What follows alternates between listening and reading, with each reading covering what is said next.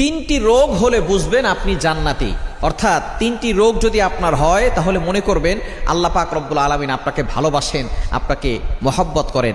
যাদেরকে আল্লাহ তাআলা ভালোবাসেন, মহব্বত করেন, তাদেরকে আল্লাহ তাআলা বিভিন্নভাবে পরীক্ষা করেন।